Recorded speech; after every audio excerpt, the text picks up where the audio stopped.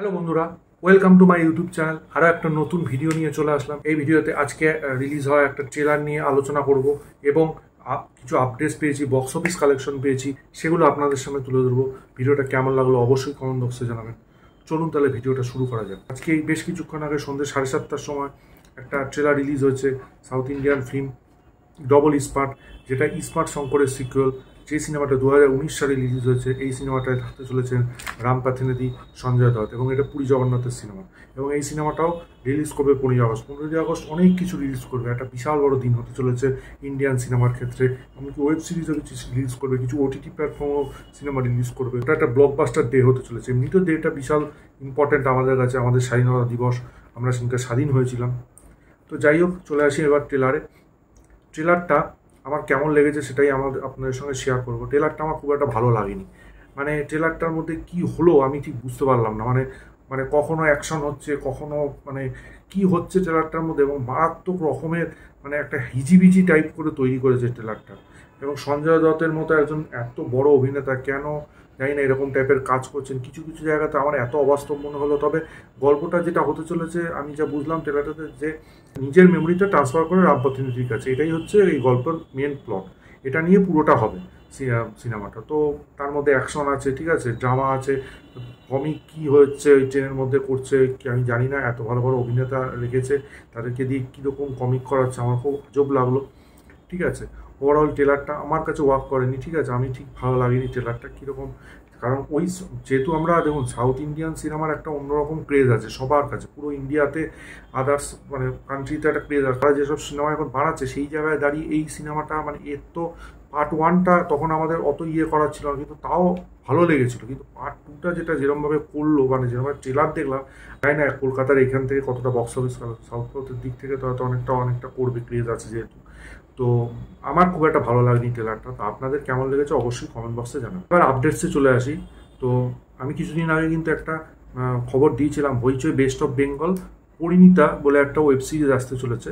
ঠিক আছে, এবং সেই ওয়েব সিরিজের কিন্তু একটা টিজারও এসেছিল, এবং আমি সেই টিজারটা নিয়েও কথা বলেছিলাম। এই ওয়েব সিরিজে অভিনয় করতে চলেছেন দেবচন্দ্রিমা রয় এবং হচ্ছে গৌরব চক্রবর্তী। তা এটা শরৎচন্দ্রের কালজয়ী উপন্যাস অবলম্বনে তৈরি, সবাই আমরা জানি। এই সিরিজটারই ট্রেলার ড্রপ হতে চলেছে আগামীকাল, সেটাই মেগাস্টার কনফার্ম করে জানিয়ে দিয়েছে। জুনিয়র এনটিআরকে নিয়ে আপডেট আছে। জুনিয়র এনটিআরের একটা সিনেমা নিয়ে বিশাল হাইপ রয়েছে, সেটা হচ্ছে দেবার। ওই সিনেমাটা মানে দারুণভাবে হবে আমি আশা করি। সেই সিনেমাটির সেকেন্ড গান যেটা একটা রোমান্টিক সং, আমি বেশ কিছুদিন আগে একটা আপডেটসে আপনাদের বলেছিলাম এই গানটা লার্জ স্কেলে তৈরি হচ্ছে, গানটা রোমান্টিক সং হতে চলেছে। সেইটারই অফিসিয়াল আপডেট মেকার্সরা দিয়েছে। এই গানটা কাল বিকেল 5:04 রিলিজ হতে চলেছে। তো দেখা যাক গানটা কেমন হয়, অবশ্যই আমি শুনে আপনাদের সঙ্গে শেয়ার করব। এবার গানের কথা যখন আসলাম, তো গান নিয়ে একটা আপডেট দিই। কিছুদিন আগেই স্ত্রী টুর একটা গান আইন, এই গানটা রিলিজ করেছিল। এই গানটা আমার কেমন লেগেছে সেটাই আপনাদের সঙ্গে আমি শেয়ার করব। তো আমি বলবো, এর আগের যে গানটা আজ কি রাত, যেটা তামান্না ভাটিয়া পারফর্ম করেছিল, ওই গানটা কিন্তু দারুণভাবে পপুলার হয়েছে, দারুণভাবে হিট করেছে। ইনস্টাগ্রাম আর সোশ্যাল মিডিয়া খুললেই দেখাচ্ছে রিলস। ঠিক আছে, আর গানটার মধ্যে একটা অন্যরকম ভাইব রয়েছে। ঠিক আছে, তো গানটা কিন্তু খুব দারুণ হয়েছে। এই গানটাও কিন্তু বেশ অন্যরকম হচ্ছে। শচীন জিগার কিন্তু দারুণ কাজ করছেন, মানে, এবং এই সিনেমার ডাইরেক্টর তিনি কিন্তু জানেন কিভাবে কি প্রেজেন্ট করতে হয় দর্শকের। স্ত্রী টুর কিন্তু বিশাল হাইপ রয়েছে। মানে আমি মনে করি যে অন্য যে সব সিনেমাগুলো সেগুলো রিলিজ হচ্ছে, আমি জানি না তারা মানে কি ভাবনা চিন্তা করে করেছেন, নিশ্চয়ই তাদের কাছে কোনো ভাবনা চিন্তা আছে। কিন্তু স্ত্রী টু কিন্তু 15ই আগস্ট আমি মনে করি পুরোপুরি ডমিনেট করবে।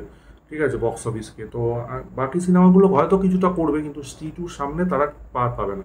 তো গানটা কিন্তু হেভি হয়েছে, এবং মানে যে কমিক সিনগুলো রয়েছে, এবং রাজকুমার রায়ের যে ডান্স স্টেপটা, সঙ্গে শ্রদ্ধা কাপুরের দারুণ পারফরমেন্স, দারুণ। আমার তো গানটা হেভি লেগেছে। এবার টলিউডের বক্স অফিস কালেকশন নিয়ে আলোচনা করছি। এটা কিন্তু অনলি মাল্টিপ্লেক্স কালেকশন, মানে ন্যাশনাল প্লেক্সের 3টে বড় বড় যে মাল্টিপ্লেক্স আছে সেই মাল্টিপ্লেক্সের কালেকশন। সিঙ্গেল স্ক্রিনের কালেকশন কিন্তু এর মধ্যে ইনক্লুড না।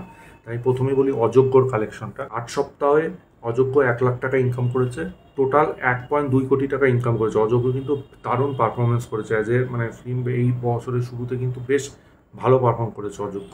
মানিকবাবু মেঘ থার্ড উইকে অ্যাপ্রক্স 3 লাখ টাকা কালেকশন করেছে, এবং টোটাল মিলিয়ে এখনো পর্যন্ত 10 লাখ টাকার ওপর মানিকবাবুর মেঘ কালেকশন করেছে। সূর্য সেকেন্ড উইকে অ্যাপ্রক্স 2 লাখ টাকা কালেকশন করেছে, টোটাল এখনো অবধি 5 লাখ টাকার উপর সূর্য কালেকশন করেছে। ডেসপিকেবল মি 4 এই অ্যানিমেশন সিনেমাটা কেমন কি বক্স অফিস কালেকশন করেছে, এটা একটা হলিউড সিনেমা, সেটাই আপনাদের সঙ্গে শেয়ার করব। ডোমেস্টিক গ্রোসে 314 মিলিয়ন, ওভারসিজ গ্রোসে 438 মিলিয়ন, ওয়ার্ল্ড ওয়াইড গ্রোসে 752 মিলিয়ন। এবং এইটা কিন্তু মানে সিনেমাটার বাজেট ছিল 100 মিলিয়ন। তো ওভারঅল পরিপ্রেক্ষিতে এই সিনেমাটা কিন্তু ব্লকবাস্টার ঘোষিত হয়েছে। এবার ওয়ার্ল্ড ওয়াইডে 900 মিলিয়ন প্লাসের একটা huge life time box office collection করবে বলে এটা অনুমান করা হচ্ছে। এবার ডেডপুল উলভারিনের বক্স অফিস কালেকশন নিয়ে কথা বলবো। ডেডপুল উলভারিন কিন্তু দারুণ সিনেমা হয়েছে এবং সিনেমাটার কিন্তু বেশ ভালো কালেকশন করছে এবং সিনেমাটা কিন্তু ক্রেজ রয়েছে, যেহেতু মার্বেল সুপার হিরো দর্শকদের মধ্যে একটা অন্যরকম ক্রেজ হয়, সেটাই কিন্তু ডেডপুল উলভারিনে দেখা যাচ্ছে। সেকেন্ড উইকেন্ডে বক্স অফিস রিপোর্টটা শেয়ার করছি। ডোমেস্টিক গ্রোসে 395.6 মিলিয়ন, ওভারসিজ গ্রোসে 428.5 million, world wide gross 824.1 million হয়েছে। এইটা কিন্তু হিউজ, 824.1 মিলিয়ন হিউজ কালেকশন। এবং এটার আরো কিছু তথ্য পাওয়া গেছে, সেটা আপনাদের সঙ্গে শেয়ার করছি। এটা কিন্তু বছরের দ্বিতীয় হাইয়েস্ট গ্রোসিং ছবি অলরেডি হয়ে গেছে। আগামী সপ্তাহে 1 বিলিয়ন এটা কিন্তু ক্রস করবে। এটা কিন্তু আর রেটিং যে মুভিগুলো সেগুলোর মধ্যে কিন্তু হাইয়েস্ট ক্রসিং একটা সিনেমা হতে চলেছে। এটা অনুমান করা হচ্ছে লাইফ টাইমে 1.3 বিলিয়ন রেঞ্জে এই সিনেমাটা যেতে চলেছে। তবে কাওয়া দাম থা এই সিনেমাটার বক্স অফিস কালেকশন নেবো। এই সিনেমাটার বক্স অফিস কালেকশন দেওয়ার মতো নেই, কারণ সিনেমাটা কিন্তু দারুণভাবে বক্স অফিসে মুখ তুড়ে পড়েছে। অজয় দেবগনের কেরিয়ারের one of the worst film এটা আমার বলা চলে। এবং যেটা বক্স অফিস বলছে সেটা কিন্তু ভীষণই বাজে। আগের দিন আমি একটা ভিডিওতে বলেছিলাম। তা আমি এটা দ্বিতীয় দিনের টোটাল কালেকশনটা বলবো। দ্বিতীয় দিনের টোটাল কালেকশন এখনো অবধি করেছে মাত্র 3.4 কোটি টাকা।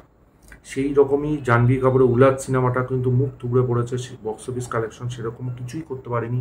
ওপেনিং ডেতে মাত্র 1.25 কোটি টাকা কালেকশন করেছে, যেটা খুবই বাজে। এখন আমি এবার বাংলাদেশের খবর দেবো। বাংলাদেশের একটা সিনেমা যেটা ব্লকবাস্টার হয়েছে, সেই সিনেমার একটা আপডেট এসেছে, সেটা নিয়ে খবর দেবো। তার আগে আমি বলি, বাংলাদেশে যেটা হচ্ছে সেটা সত্যিই কাম্য নয়।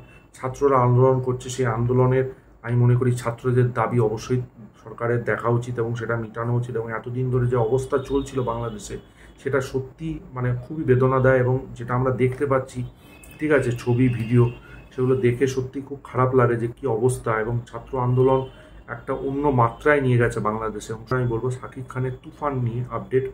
তুফান সিনেমাটার বক্স অফিস কি এরকম কি কালেকশন হয় সেটাই আপনাদের সঙ্গে শেয়ার করব।